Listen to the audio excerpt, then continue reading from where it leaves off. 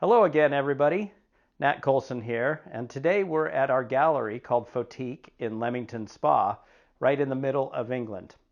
This is the third of our series of videos covering the Epson SC-P900 and P700, and this time is going to be a little bit different. We're going to be talking about handling and finishing the prints. I'll cover a little bit about mounting options. So at this point, we have covered in the previous two videos. At the beginning, we talked about setting up the printer, kind of the basic overview of the controls, getting everything ready to print. In the second video, we have covered using the software to actually make the prints, right? Using Lightroom, Photoshop, Epson print layout. So at this stage now, we have made our prints. Okay, so everything in this video is going to be sort of after the printing is done. So I have a couple of example prints here. Apologies if there's any glare. I'll try and hold it in different ways. So the first thing is, when the print comes off of the printer, obviously you need to handle the print very carefully. Now, depending on the ink coverage and how heavy it is, the ink may still be a little wet, so obviously don't be touching it. In the I think in the first and second videos, I talked about print margins. I should probably hold this the correct way. Print margins, and this is the main reason why I always include some unprinted paper on the edges of my prints so that I can handle it without touching the print. If this is a borderless print, you would have some real difficulty in handling it without getting your fingers all over it. So margins are good. Even so, you don't want to really be touching the surface of the paper any more than you need to. Now, I'm not wearing white cotton gloves, but sometimes I do. And very often you may be advised, to wear gloves so that the oils from your fingers don't get on the print. If you're working to a true archival specification, then things like that, really are going to become more important. And the idea is that once the print has been made, you want to immediately start handling it in a process where there is minimal contact from any environmental factors, including, anything that may be on your hands. Okay, so handle carefully. The other thing is that when you're printing on a sheet, you may notice that there's a slight bit of curvature. This is especially true when you're printing on roll media. Now, this one, as you can see from the side, does have a little bit of curve to it. Okay, it's not completely flat. But one thing you don't want to do is bend it backwards, right? And kind of de-curl it the other way. Or for that matter, if it's curled sort of forward, don't be bending it, because what will happen is, if you think about the way that the ink is laid down onto the surface of the paper, there is an inkjet receptor coating on the surface of an inkjet paper. Now, that coating can have imperfections and variations in it as well. And when you have laid down the ink onto the surface of the paper, it's only a very small amount of the ink that's actually embedded into the surface of the inkjet receptor coating. So the ink actually can, and sometimes will, flake off. Now, certain kinds of paper are more susceptible to this than others.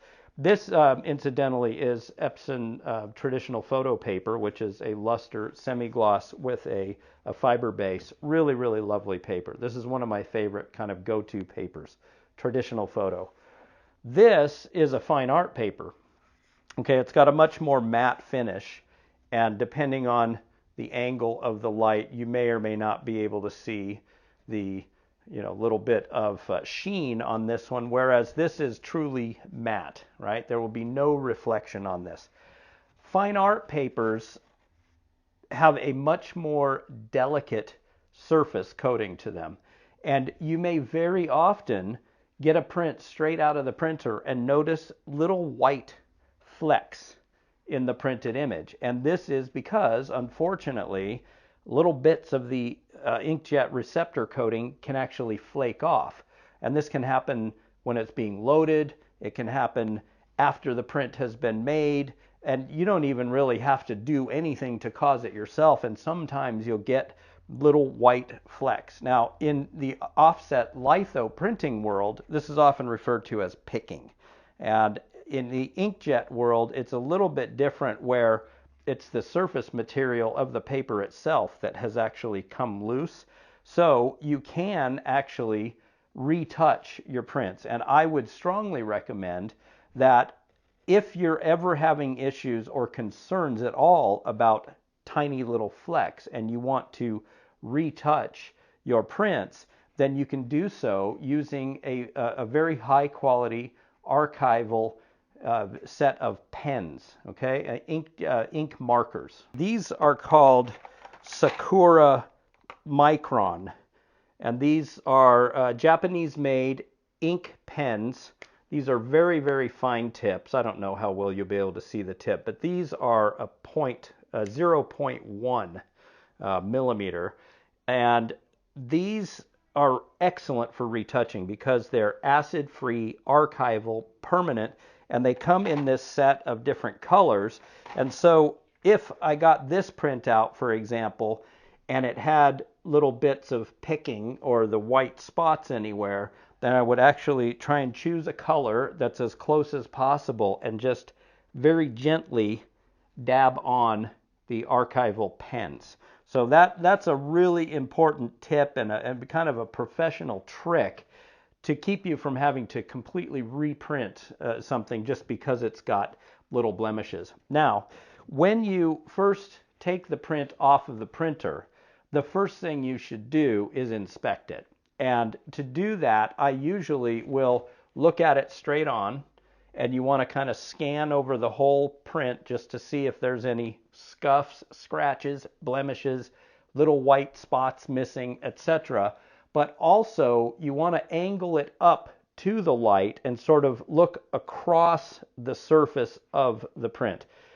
To inspect your prints in this way serves two purposes. First, it's going to elevate the quality of your work naturally, because unfortunately, you're going to find more often than you might realize that your prints are not perfect, right? I mean, there's going to be problems. You can just expect that. But over time, the second benefit to this is that it's going to increase your awareness and your level of craft to be able to produce prints that are as close to perfect as you can possibly make them. Now, in terms of inspecting the surface of the paper, sometimes I'll actually do that on the unprinted paper even before I feed it into the printer, okay? Because certain paper brands and manufacturers actually have scuffs, scratches, scrapes, dings and nicks and other various problems, even just taking the paper out of the box. Inspecting the paper before you print it will ensure that you're not actually making prints, you're not wasting ink and your time of printing onto paper that's been damaged to begin with. But even more importantly is when the print is finished that you check, and you'll be able to more easily see if there are any imperfections or problems with the surface of the print when there's ink actually been laid down onto it. Okay? So handle it carefully, inspect it carefully, touch it up if you need to, and then you want to let it sit to dry. Now, inkjet prints, generally speaking, when we're talking about the Epson series of printers and the official Epson original inks, they might feel dry to the touch as it comes off the printer. Sometimes you'll be able to see areas that are a little bit more wet than others in really heavy coverage, but generally speaking, it will appear to be dry very, very quickly. But don't be fooled, because there's chemical reactions actually happening, and the ink needs time to cure. Now, I mentioned earlier about this inkjet receptor coating that's on the surface of the paper. When the ink lands on that and some of it penetrates into it, there's a chemical reaction that's happening. Because the ink is wet and liquid and it goes onto the paper's surface, there is some amount of time when everything will bond together, and then you could call it fully dry or fully cured. Usually, that period of time is about 24 hours. The other thing that's happening is that gases are being released. Now, depending on the paper and your ink, again, whether you're using Epson original inks, which I only recommend, but with third-party and cheaper inks, these problems can be even worse, where as the print is curing, there's gases being released and chemicals coming out. And so what you definitely don't want to do is take a print straight off the printer and put it, for example, into a frame under glass.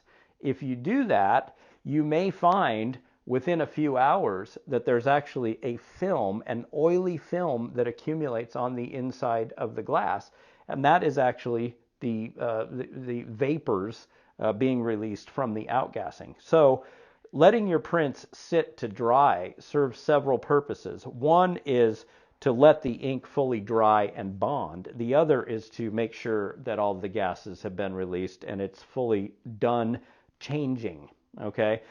The paper and the ink, and even to some degree the printer, all are going to factor into how long that takes. But generally it's going to be at least 24 hours. So I would always recommend that when you've made new prints, plan to let it sit for 24 hours. And by let it sit, I mean you want to let it lay flat. Again, we're not trying to decurl it or anything like that. If the print comes out very curly or has waviness to it, you can put heavy weights such as big books or a stack of magazines, often I will use, but you only want to do that if you've put a covering sheet over the top. You never want to stack your prints one on top of another because the scuffing motion will definitely scratch and scuff the printed surface, especially while it's curing. So what you'll do is use what we call interleaving sheets. So interleaving sheets come in a few different types of materials. This is what's called glassine. And glassine paper is, I wouldn't say it's technically archival, but it doesn't have any sort of surface coating or materials in it that are going to damage the print. So with a sheet of glassine paper, you can just lay it over the top of the print while it's curing. Now, there is other types of interleaving sheets you can get, some of which are more porous, because this glassine, you know, the characteristic of this is quite sort of slick, and it's not very porous, so it's not going to absorb anything.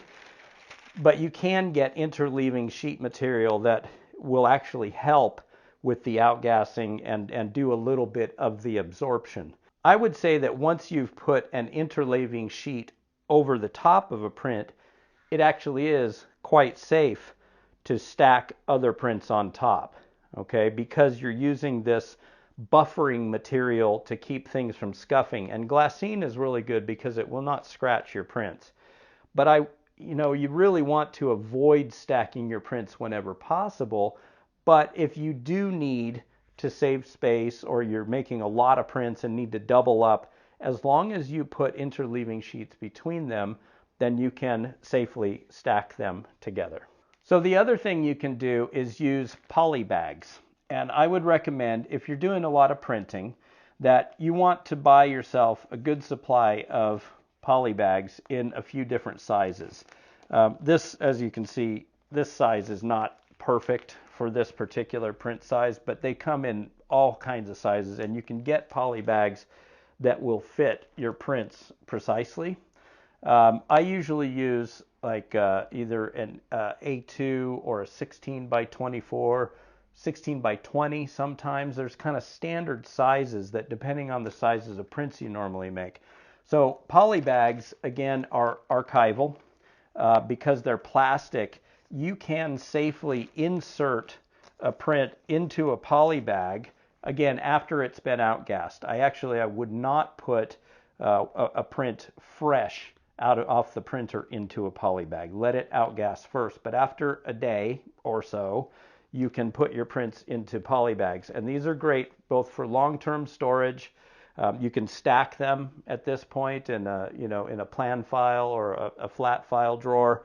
You can put also, one thing I do to save on polybags is to back them up. So back to back like this. So I actually now have two prints in one poly bag, but they're only back to back, so they're not going to scuff. This is a very safe and sturdy way to save these prints. And also, if at this point they still had a little bit of curl to them, stacking them back to back this way and maybe putting a few on top of each other, again, maybe with some weights over the top. If you leave those for a few days, then the prints will be nice and flat. They will also be safe from any sort of scuff or any sort of damage, and environmental factors. One of the reasons that you want to put your prints into bags soon after they have cured is to protect them from environmental things that, things that might be in the air, especially if you're in an area that has dust or grease or car fumes and exhaust and just the things that are in the air. They will start to degrade the prints right away. So protecting them early, from the start is really important. And next we're going to talk about how to mount and protect the prints long term, especially as they're being displayed. Okay, so I mentioned about the environmental concerns and how a print can be degraded by both the things in the air as well as light. And actually, sunlight and even ambient light in a room can cause a print to fade over time. Now, it is true that if you use good quality paper and if you use Epson original inks, that a print like this really can be expected to survive for decades, generations even, without visible fading, as long as it's protected. But you have to understand, if you put a print like this in direct sunlight, for extended periods of time, it will fade. So as you're making your prints and you're starting to think about mounting and display, you also want to be thinking about ways that you can protect the print. So keeping in mind that the archival qualities of paper and ink, be those what they are, can be influenced by the environment and the factors. One other thing that you can do to extend the protection and the life of a print is to apply print coating. Like for paper such as this, you can apply this print lacquer spray. There are a number of different brands that make this, and they're easy to find, and they're all relatively similar. But effectively, it is a lacquer-based spray that you simply apply to the surface of the print. And in many cases, these promise to effectively double the lifespan of a print. So realistically, and there are tests, there are labs that test this kind of thing. Realistically, if you use good quality materials and you spray your prints, a print like this, if it's well taken care of, could last a couple of 100 years. I'll put on the screen the web address of a place where you can go and read more research into print longevity. Okay. Now, especially if you're going to be selling your prints or even giving them away as a gift, in my view, you really owe it to yourself and to your customers to be, producing and providing something that, has some expectation of being able to survive as long as possible. This is one of the criteria we use in defining fine art, especially in fine art photographic prints. So once you've got your print done and you've applied a coating, then you will turn your attention to thinking about display. Okay, now there are obviously many, many different ways that you could mount and display a picture, whether it be framed behind glass or not. I'll just talk now about a couple of your options. So again, this being just a loose print, here's an example of a print that has been simply mounted to a matte board. Here in the UK, commonly these are called mounts, but this type of material, it is a mat board. Now, this is literally just a print taped onto a mat board. Here's what the back looks like, okay? Now, you can see that I've used this brown tape. This is commonly referred to as framer's tape, and it is okay to use to mount your prints in this way, but you should know that this method and even this tape itself is not what we would consider archival. Now, when we talk about archival, we're referring both to the materials, what it's made of, as well as methods. And so if you want to start pursuing, the most archival kind of mounting methods, I would recommend using a tape a system such as this. Now, you can just make out on the box here, I don't have this taken out and set up, but this uses a gummed adhesive that is applied with a brush and water, and that means that it can very easily be reversed and taken apart. One of the key criteria of an archival mounting method is that you could very easily take everything apart again without damaging the print. In all honesty, when I've got this taped up this way, I would have a hard time taking this apart without creating some type of damage to the print. In this case, I don't plan to take it apart, so that's okay. I'm just going to set this aside. I'll show you one other way of mounting that is a little bit more of an archival method. So here again, I have the loose print, and I have another one of these mat boards, and I'll talk a little bit more about mat board and the colors and your choices in just a second. But this the method of mounting a print to a mat that's a little bit more archival would be done using what are called hinges. And so here I've got some acid-free tape. Now this is called artist tape. This is acid-free and is going to be more archival than this framer's tape. This acid-free artist tape is also a little bit stickier and can hold longer than this, especially if you're using just small pieces. Now, to create a hinge, what I will do is just cut two small pieces of tape, and I'll just show you one of these. You get the idea. A hinge is really just a T-shape. So if I have positioned my print onto the back of the mount board, then what I'll do is just put one piece of tape like this. So it's just coming down onto the back of the print, and the other piece of tape goes across like this. Okay, and actually, if you have more room, you can make sure that the second piece of tape is only on the backing board. This way, you've just got a very small bit of tape and adhesive touching the print. And if I needed to take this apart, then it's going to be a lot easier than if I've got big strips going all the way around. Now, some of this is sort of assuming that you're going to be putting your print into a window mount like this, right? And then typically you would also have a backing board.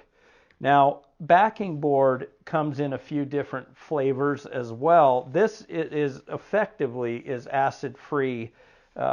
It's like a mount board, but it's more commonly used just as a backing. So what I would do is, using hinges, I would either put the print onto the back of the mount, or you can actually hinge it onto the backing board. It doesn't really matter, whatever's easiest depending on the print. And then you effectively are creating a kind of a sandwich, right? So you've got the backing board and you've got the mount board, and then your tape hinges are either on the mount or the backing board.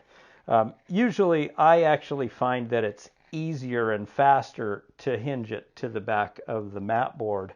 And then when you put this all into a frame, then as it settles down into the bottom and you've got it hinged at the top here, then your print isn't going to be moving around and you won't have unwanted gaps because your hinges are holding the print to the back of the actual mat itself.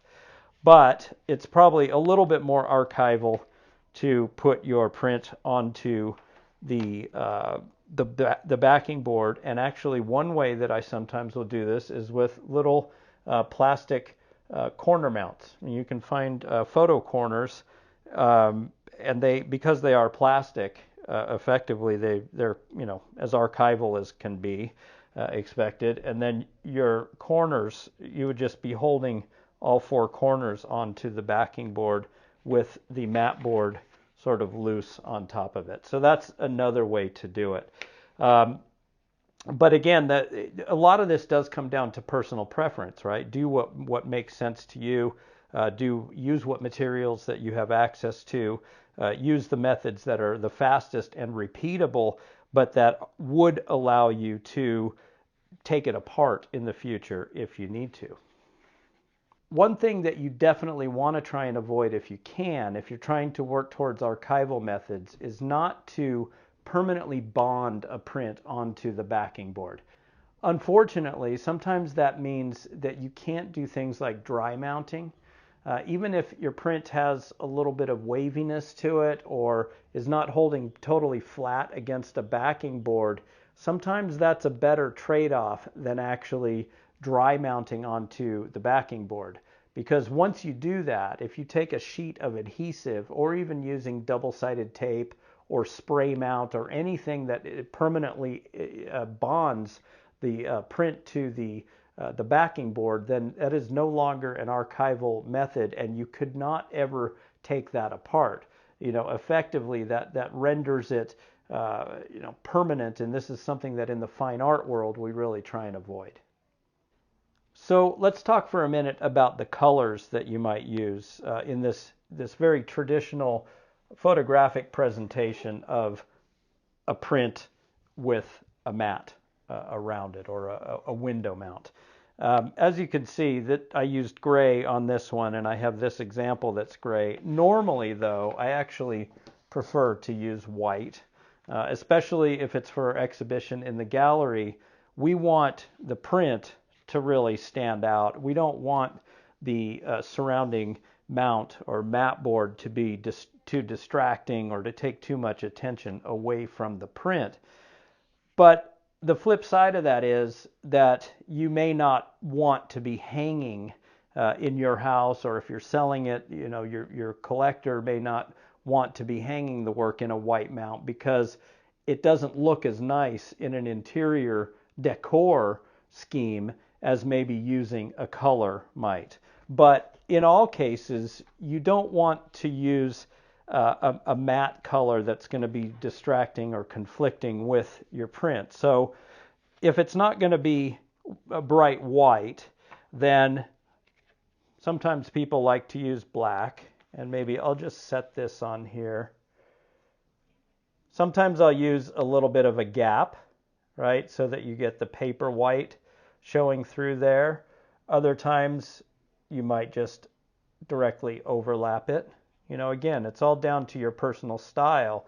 And this kind of illustrates how this part of your finishing and framing is another area where you can apply a lot of your own creativity, and that the finished product, reflects your taste and your style. Okay, so white or black or gray, at least they're all very neutral, so they're not going to be conflicting in terms of color. Here I've got what's called an extra thick mount, or sometimes called an 8-ply, whereas these other mat boards are 4-ply. An 8-ply extra thick mat provides a little bit more distance, between the mat board and the print itself. You can see there's much more of a bevel.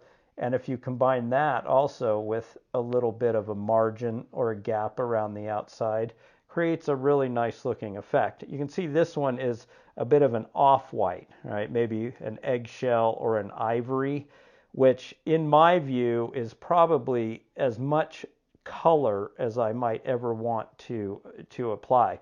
You can find some really nice mat boards like this that are in sort of a suede effect, or you can actually buy real suede mat boards as well, very expensive. But if you get sort of a mottled or a parchment type of effect, that can look really nice. But one thing that I don't think you would ever really want to do is using colored mounts like this. Now, obviously this red and green is an extreme example, but using, even on a black and white print, using any kind of a color like this is going to be incredibly distracting from whatever the photo is showing. So I would say plan to keep your mat and your mount colors very simple and minimal and elegant. Here's kind of 3 shades, kind of going down to a tan color, maybe. That can kind of work. I mean, in a frame, this is going to look a little bit more finished. If I just grab one of these frames, if you see, this type of effect, that looks more finished and more ready to sell than maybe a white mat with a black frame. The gallery style presentation has its place, but I think something like this is going to work a little bit better, when somebody's actually hanging it in their home or place of work. So up to this point, I've been showing you prints mainly made on paper, whether it be photographic style paper or fine art paper. Pretty much across the board, any of those kind of prints are going to need to be mounted in some way, usually behind glass. Whether it's glass or acrylic like Perspex, you need to protect prints like that. Now, for something totally different, here is a print that I've made on canvas. And I love printing on canvas. It's not for everybody, and certainly some images work better than others. There are some images that I would never really consider printing on canvas. But this one works quite well on canvas because it's got a little bit of texture down here in the water. Definitely the texture of these areas of the rock really stand out and look great on canvas. And one of the nice things about canvas is that you can mount it. This is mounted onto what are called stretcher bars, and it's been taped up with black tape around the outside. These are spacer keys in the corners to help stretch out the canvas so it's nice and tight. Okay, but this is all stuff that you can do yourself. You get a few materials and you can print and stretch and create a canvas like this. And when this is done, I have yet to put the hanging cord on, and I've still got a few little finishes to do to it. But then this can hang without a frame, without glass, without a mat around the outside. It's kind of a finished self-contained thing. Now, of course, you could put a frame on it, and I love to use frames like this. This is called a tray style frame or a float frame. And if I put it just down here, you can see when it's set in there, it's just a really nice effect, and that just kind of finishes it off. So I actually will be framing this when it's done, and I've already put together a frame like this, which is really going to be nice. The other thing I've done here is applied a coating. Now, I talked earlier about the spray lacquer that you use for regular prints. Canvas can take another type of, it's generally called veneer, canvas veneer coating, which can be sprayed on with an air sprayer or applied with a roller. But you do want to protect your canvases as well. And once you put a coat or two of the protective canvas coating, these things become extremely durable, right? Because they're effectively water resistant. They will be archival, and the print should survive, in looking the way it does, for many, many decades or generations. So one other thing that I like to do on my canvases is apply hand embellishing, where on this one I've applied clear acrylic down in these areas, and up here I've actually applied some clear glass beads to really bring out the texture and the detail in the image. And so just a little bit of acrylic embellishment kind of finishes off the canvas. And that's a process that I've developed and really refined over many, many years. But obviously, most canvas prints that you see, and many of the canvas prints that I make don't necessarily have the embellishing as well. So once you've made your print and decided how to mount it, and maybe put it, around a window mat, and you've got it all kind of together, then you'll be thinking about whether or not it needs to go into a frame. And if you're not doing a frameless presentation like a canvas, then very often you'll be thinking about some type of outer frame material. And you can buy pre-made, sort of mass-manufactured store-bought frames and just drop your mounted prints into them. If you're going to do that, I would definitely recommend that you try and print and mat your prints to standard sizes. 16 by 20, for example, is one that I use a lot.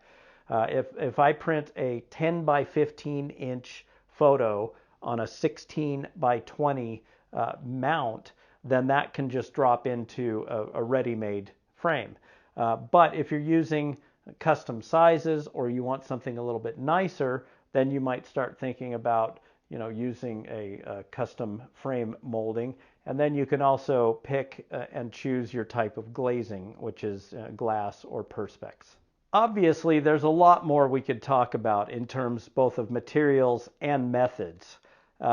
Mounting and finishing prints, as I referred to earlier, is a really key point where you can put your own signature onto your photography. And if you've got your own printer and you're making your own prints, then certainly the next step is to finish those prints in such a way that you can display them on the wall. I want to thank you for watching our series of videos on the Epson P700 and P900. I hope you've found this all very enjoyable and given you a good introduction and overview into the process of creating fine art photographic prints and then finishing and mounting them. I'm Nat Colson, and it's been a real pleasure. Thank you so much.